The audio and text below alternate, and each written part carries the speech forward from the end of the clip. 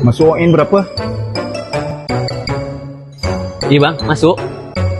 Walk in RM6 sekali masuk. Okey, terima kasih bang. Bang, kasut tak pakai bang. Bayarlah. Bang. Degilah brother ni. Kena mengadu kat Pak Tam ni. Kecoh lah, nak selipar lah, apalah, kasut lah. Orang dah lama main lah. Pak Tam. Ha, Nak mengadu lah. apa dia? Pak Tam tengoklah brother tu pakai slipper workout. Boleh ke macam tu? Saya panggil dia buat bodoh je. Dah cakap ke belum? Dah tadi.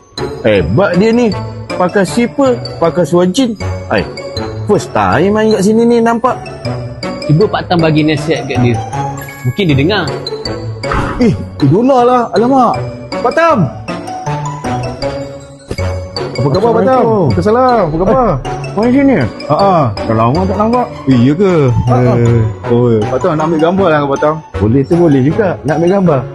Awak baru datang hari ni sini. Tapi satu saya nak cakap. Kita tak ada seluar jeans. Macam mana awak training sebelum ni? Tak boleh ke? Bukan tak boleh. Kita display sikit. Display baru kita nampak kita betul-betul untuk fokus untuk training. Macam biasa. Selalu ni. Kena tukar lah. Kita display. Orang budak-budak tengok lama ikut. Baiklah.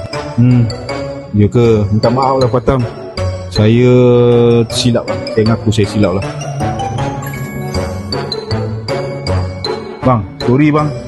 Saya tak tahu yang datang gym ni kena pakai kasut. Jadi saya pun datang pakai slipper. Tak apalah. Ini saya mengaku saya salah. Sorry lah, saya balik lah. Tak apalah. Lain kali saya datang, saya pakai kasut. Saya ngakulah saya salah. Ni, duit walk in saya tadi. Saya main kejap je. Saya ambil balik lah. Okay, terima kasih. Ish, penat. Orang macam ni pun ada. Dunia.